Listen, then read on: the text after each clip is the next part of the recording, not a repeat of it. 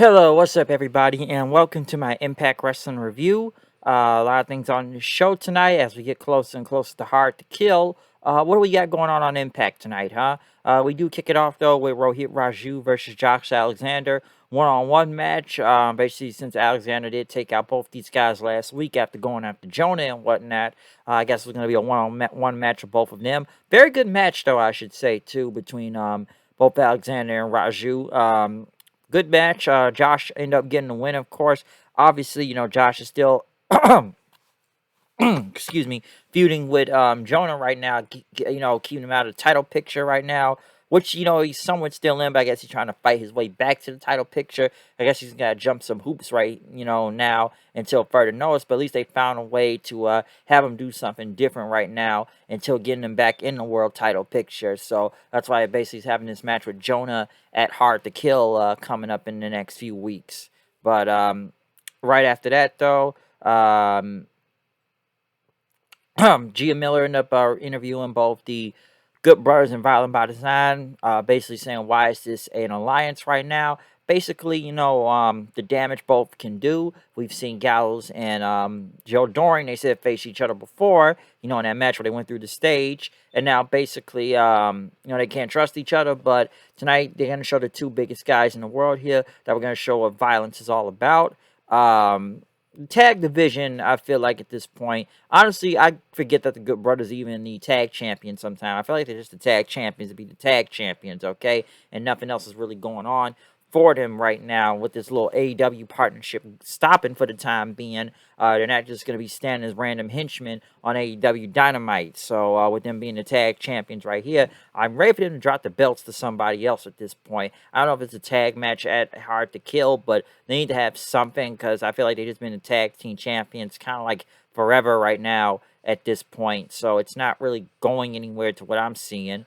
Right after then, Chelsea Green was being interviewed, talk about she's going to be in the first ever women's Ultimate X match coming up, and stuff until Moose showed up then. Moose saying, Green, you're a great wrestler. You're a very loyal person that you wake up every morning to a man that is always going to be a Mick Carter, okay? As Green basically said, you can talk all this smack you want, but basically you should be going after Cardona then, so coming for me. And Green basically said Moose is signing his fade away, but Moose said, this match with Cardona Hard to Kill, it's going to be short.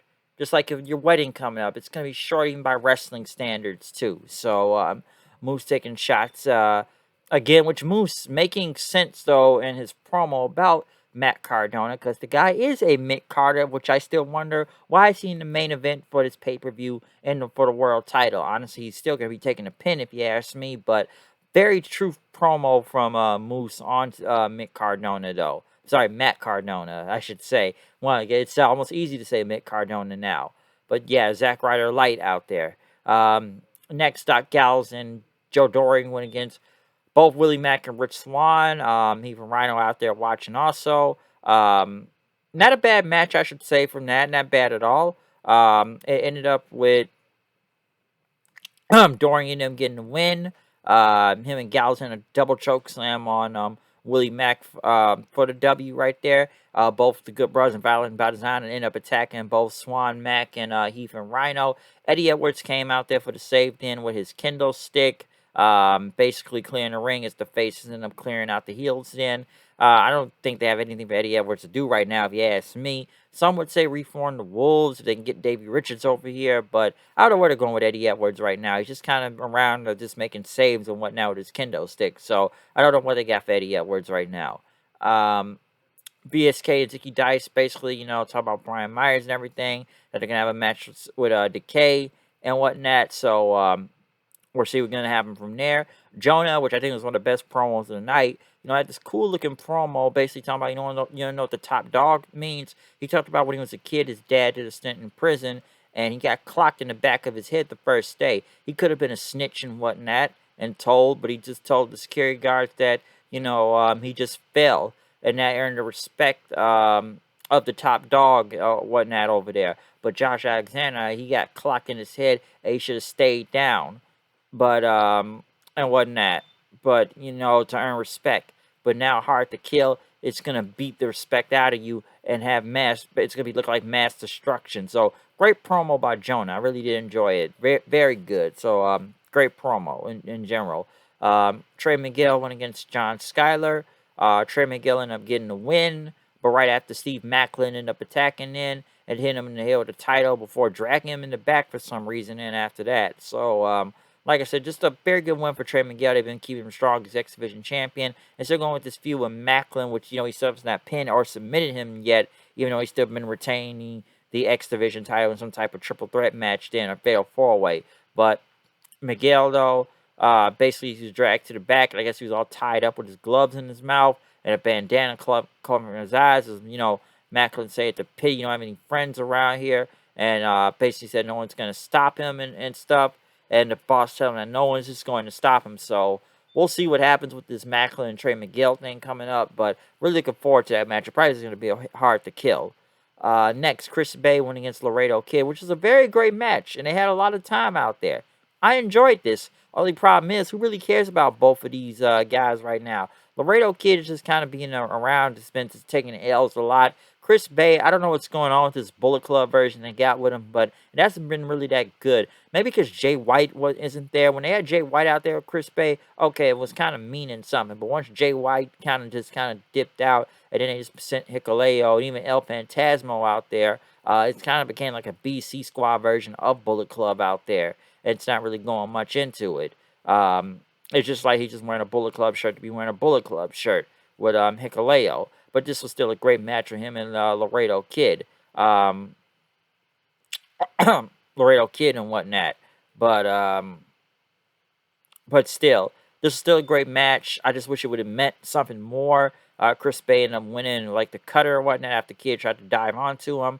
Almost basically RKO in midair. So Chris Bay did get the win over Laredo Kid. But the crowd probably should have cared a little bit more. They had a replay of Deonna Purrazzo showing up at, Ring of Honor's Final Battle show from last Saturday. Basically challenging Roxy for the ROH Women's title. But then they went to basically Mickey James and Deonna Purrazzo basically at the lobby somewhere in Sam's Town. Basically, Deonna was signing autographs and whatnot, and telling Mickey, why are you late to work? Mickey ended up walking off, but Deonna attacking from behind as they had a brawl in and get him out of the casino part of the building and pulled away. Scott D'Amore and Gail Kim basically were in the back talking to both of them, saying like, I'm done with this madness. Okay, I'm done with this. Now we gotta reinsinuate this whole no touch contact rule. All right.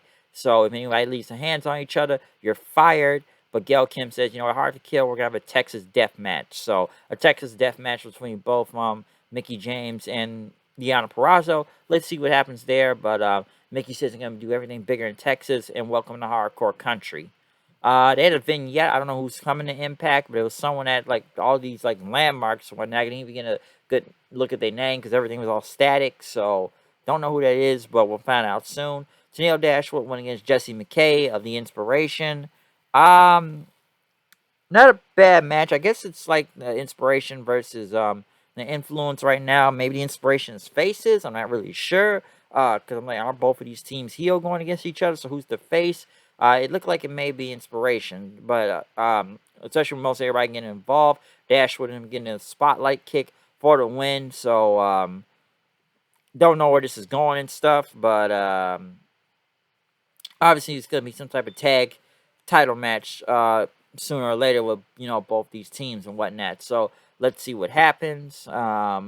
Next was finally the contract signing between both Moose, W. Morrissey, and Matt Cardona.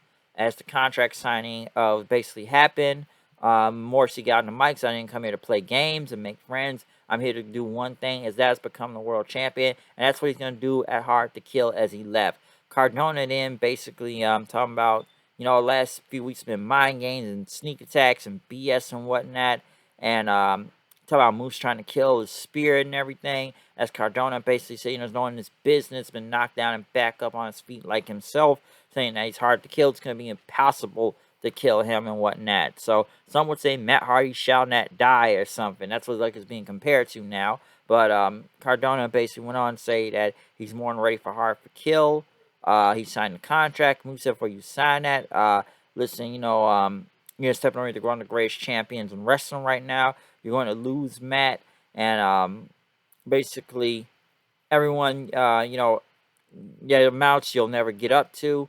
And Cardona told Moose to sign the contract. Moose basically said, he's gonna have to tough challenge hard to kill, and Chelsea Green does too. And he admires Chelsea Green's loyalty. He's gonna be with an average man his entire career, Mick Carter and whatnot, and that Matt could be a top guy one of these days, but he's going to crush his dreams. And he's always going to be Mick Cardona. And Moose wondered, are you going to stick around him, or are you going to leave him like the whore you are? Next thing you know, Cardona got up and attacked Moose then. Moose took him down with a boot. He put him through the table after that. He got a chair in and everything, as basically...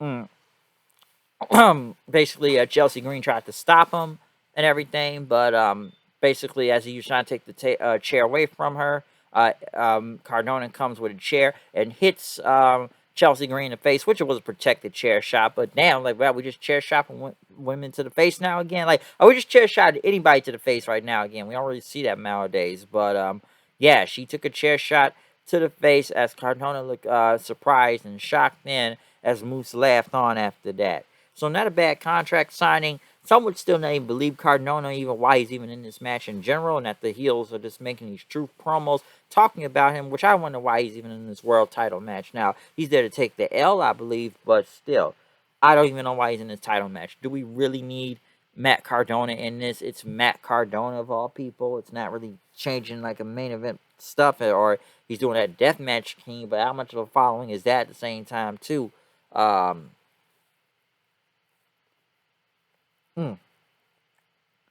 But yeah, for Deathmatch 2. What I said, Deathmatch 2 or Deathmatch King. That's what they're trying to chant for him nowadays. But I don't know a lot of people that are doing that. So Matt Cardona, I don't know what's going with this feud or how it's gonna happen to Hard to Kill. I don't even know if it's a show next week due to all the holidays and stuff coming up. So it may not even be a show next week. So I'm not really sure. But a very good contract signing, nonetheless. Both Moose Morrissey and Eddie Edwards out there. But Eddie Edwards, I just don't see any chance of him winning the title. Okay, I really don't. But other than that, comment, subscribe, follow me on Twitter at Hood9890. See you guys then. Peace.